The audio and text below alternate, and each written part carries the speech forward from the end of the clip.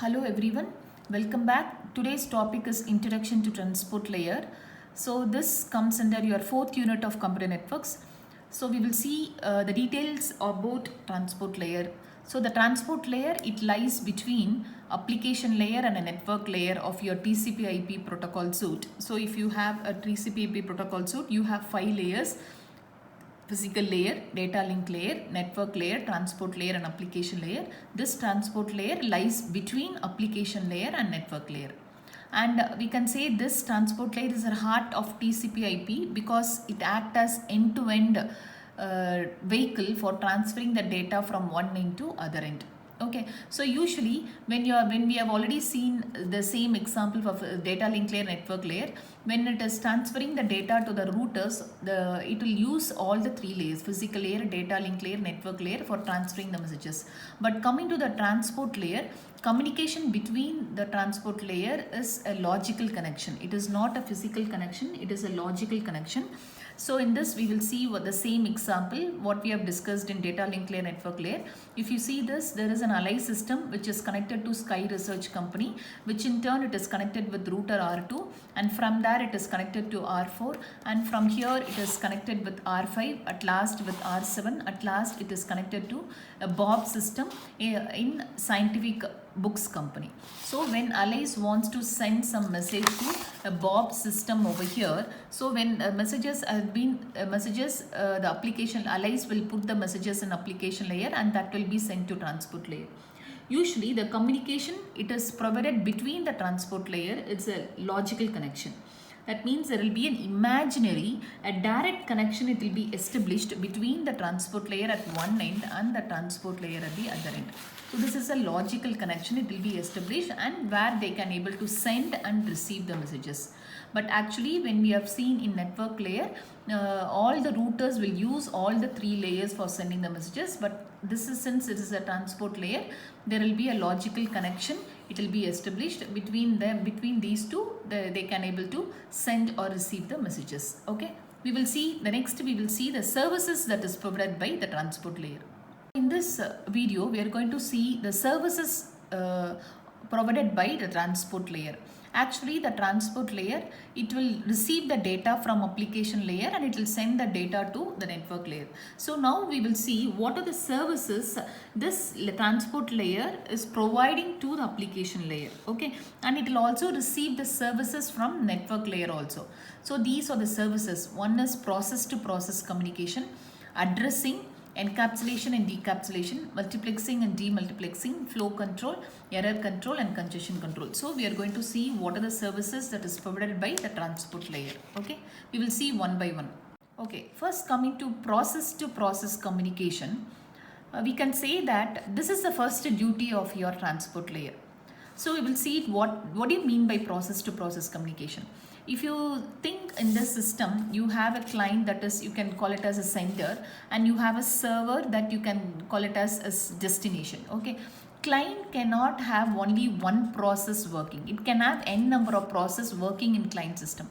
What is a process? Process is nothing but it's a running program. It make use of the services given by transport layer. It may be application layer entity, any programs. For example, if you think that you are running your Microsoft Word, that is also one type of process. If you are going to run your Microsoft PowerPoint, that is also one type of a process. Okay, so all these processes are running in client system. So here this transport layer, actually what it is responsible for delivery of the message from one process in the client system to the process in your server system. Okay, this is the work of your process to process. And what do you mean by host to host communication? What is your network layer will do is it will give you only host to host communication. This network layer, if you see in this diagram, the domain of network layer protocol, that just it will get the message from the client system, it will deliver the message only to the server system. This delivery is incomplete. You need to deliver the message to the proper process where you have to send. Okay, so that is done only by the transport layer. What transport layer will do? It will receive the process, it will from the process it will get the message, and from there it will send the message to the concerned process in your server system, or it can be the destination system. That is why we can say that transport layer works on process to process communication, but network layer only works with host to host communication. So this network layer, how it is working is incomplete because it is not delivering the process, the message to the concerned or recipient properly. It is just delivering to the host system. It is not delivering to the process inside your server. So if you want to deliver the message to the process inside your server, that is done only by the transport layer. So if you see in this diagram, you have a process which has been working in client system, and here also some of the process are there, but actual thing is that you need to receive the message from this process to the, and you have to send the message to this process. So that is done only by the transport layer. Okay, that is the main duty of transport layer. So the next service that is given by that is provided by your transport layer is addressing. Coming to this addressing, so here since transport layer works on process to process communication, we will take a paradigm of client server paradigm. To explain this, we will take this paradigm, that is client server paradigm. So what is client server paradigm? Client system will run so many client programs will be run on client computer, or it may be local system. And here remote system also, so many server programs will be running on server computers. So we can call this client system as local host and this one as remote host. Okay, so client the local host needs some services from the remote host. Okay, so here in this example, so when we want to identify this local host and the remote host, we can identify easily by IP address, right? So you want to identify any that is local host, it is a client system. It can be identified with IP address, right? In the internet, if you want to identify this particular device, we will be identifying with IP address, and you can call as a remote host, or it can be called as a server system, server computer. This can also be identified with IP address. Okay, and you think that there are so many programs which will be running in client system, and also there will be several programs will be running on the server system also. Those programs are nothing but processes. Okay, so you need this transport layer will help for process to process communication. So what happens is, when you want to identify the two hosts, you can identify easily by IP address. When you want to communicate the processes to be communicated, these processes can be identified by port numbers. Okay, the processes can be identified by port numbers.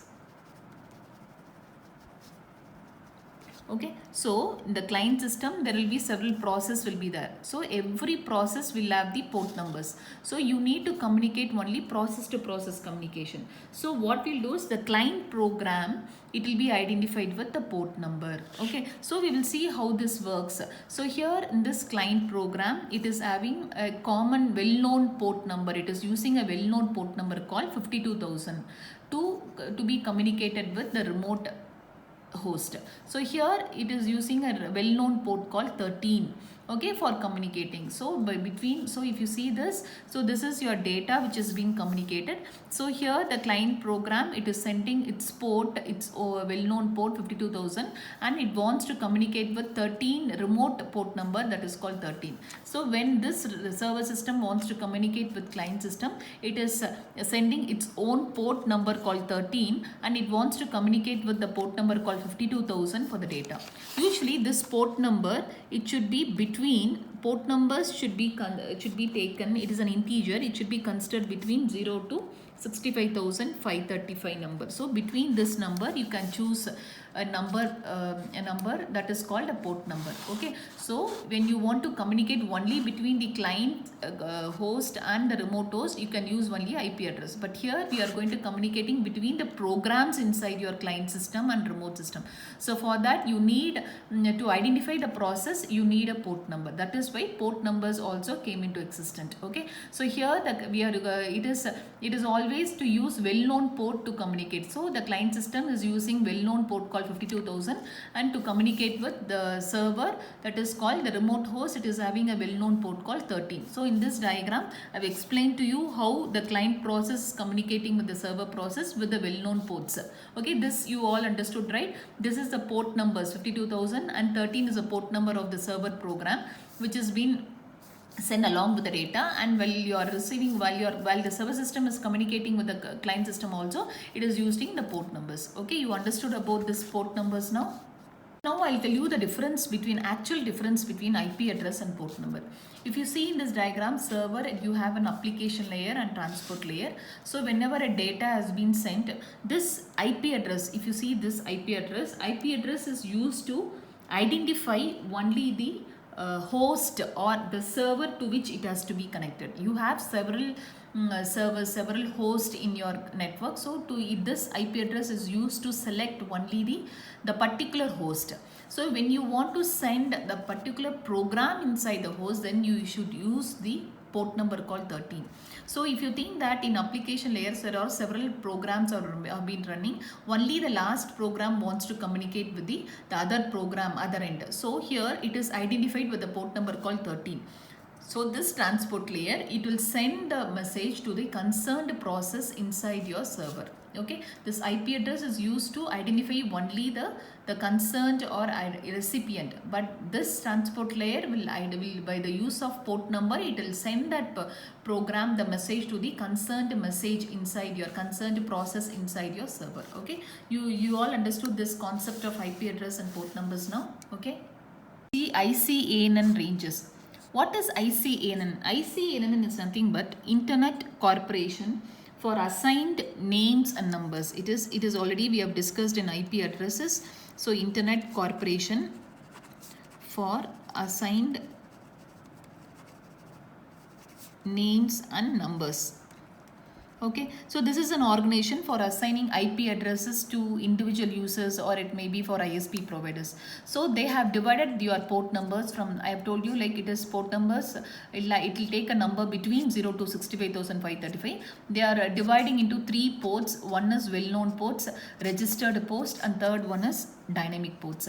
So well-known ports, it will take a number between 0 to 1023, and these ports are assigned and they are controlled by ICANN itself. Okay, the second ports will have a number from 1024 to 49,151, and they are called as registered ports, and these are not assigned, and these are also controlled by ICANN, and you can register with ICANN to avoid duplicates. Okay, these numbers.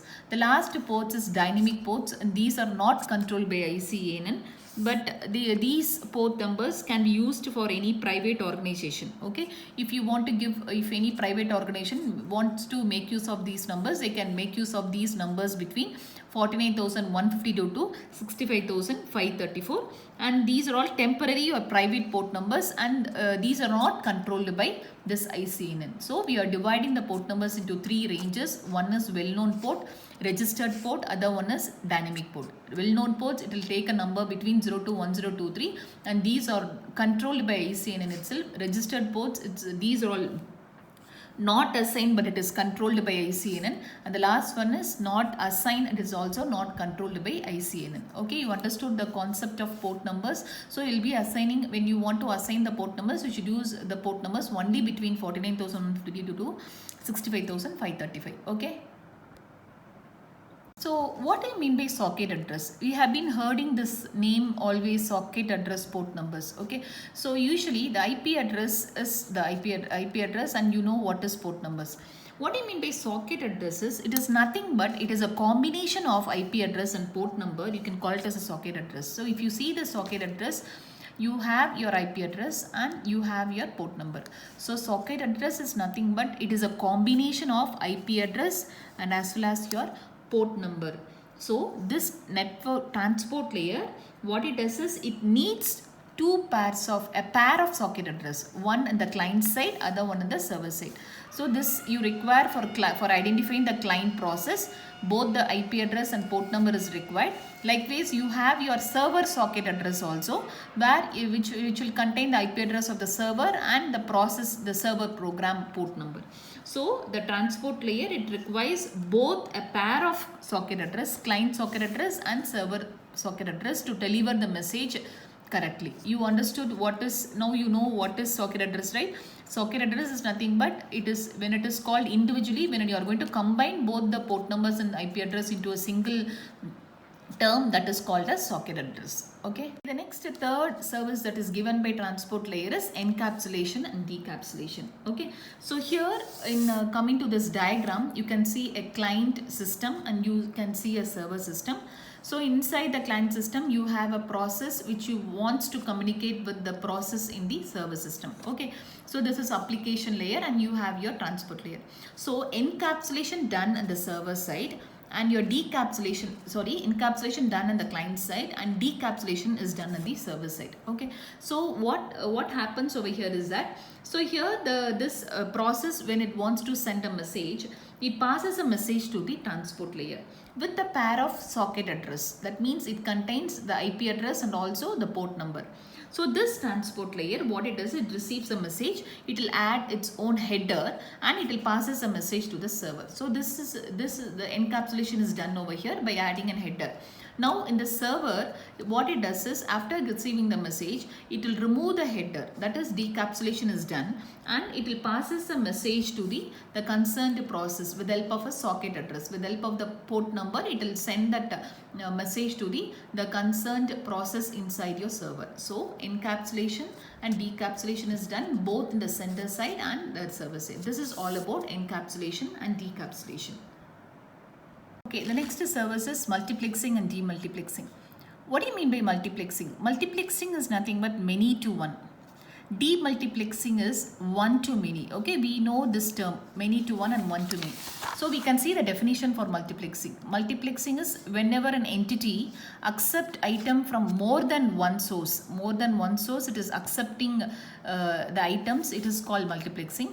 And demultiplexing is delivering one entity delivering to many source. That is called demultiplexing. We will see this how multiplexing and demultiplexing works in transport layer. Okay, you see in this diagram, you can see a client system and here you can see a server system.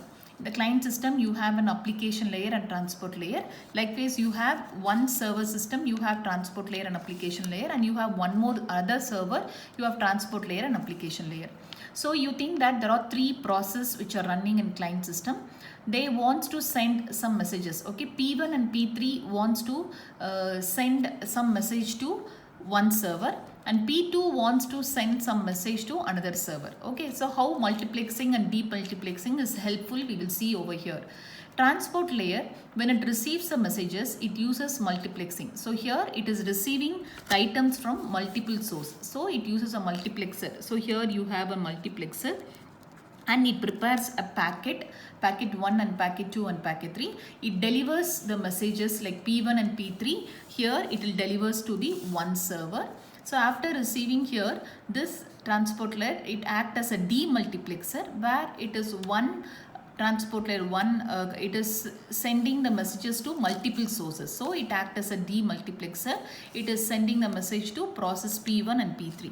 And one more server. So now here P2 wants to send message to another server. So P2 using this transport layer, it will send a message to here transport layer. So transport layer will send the message to the recipient, that is called the process P2 in the another server. This is how this multiplexing and demultiplexing is useful in transport layer. Okay, you understood? Multiplexing is nothing but it is receiving the item from multiple sources. But demultiplexing is delivering an item to multiple sources is called as your demultiplexer. Okay, this you all understood about how transport layer helps this multiplexing, how you make use of multiplexer and demultiplexer for getting the messages and for delivering the messages. Okay. Next service that is given by your transport layer is flow control. So what is a flow control? Usually there will be two entities. One is producer and you have a consumer, right? Producer will produce the item and it will send the item to the consumer. Consumer has to consume the items. Okay, whatever the items has been produced, the consumer has to consume the items. But if suppose producer is producing more fastly, then consumer cannot able to consume it, then some of the items may get discarded. Okay, it will be lost, all the packets will get discarded. So in that case, we need some balance between producer and consumer. There comes the flow control. Okay, so we will see how flow control works. So if you see here, you have a producer and you have a consumer, and here also you have producer and consumer. There are two types of delivery. One is pushing, other one is pulling. Okay, so here in pushing, what happens is the producer will produce the item and it will send the items to the consumer. If the producer produces items more fastly that the consumer cannot able to consume it, so the consumer becomes overwhelmed. So what it does is it will lose the packets. So in that case, it needs flow control for sending for sending a signal from the consumer to the producer to stop producing the items or slow down the process. There we require the flow control. So this process pushing the items. So we are delivering it, we are sending the items to the consumer. This process of delivery is pushing method. Next one is pulling method. In pulling method, we don't require any flow control. If you see producer and consumer, so the producer will produce the item and consumer will consume. Actually, what happens over here is only when the consumer, first it will get a request, it will send a request to the producer for sending the items. Then only the producer will produce it, it will send the items to the consumer. So here, whenever the consumer is free, whenever it is ready to accept the item, it will send a request to the producer. Then the producer will send the item to the consumer. So here there is no loss of packet occur. So here this type of delivery is pulling. So consumer is pulling the item from the producer. So there is no flow control required in this particular method. Okay, this is about pushing delivery and this is about pulling delivery. Okay, you understood this? In pushing delivery, since the producer produced, it will push the items to the consumer. So we require flow control. Here, consumer will send a request to the producer for sending the item. So we don't require any flow control in this particular method.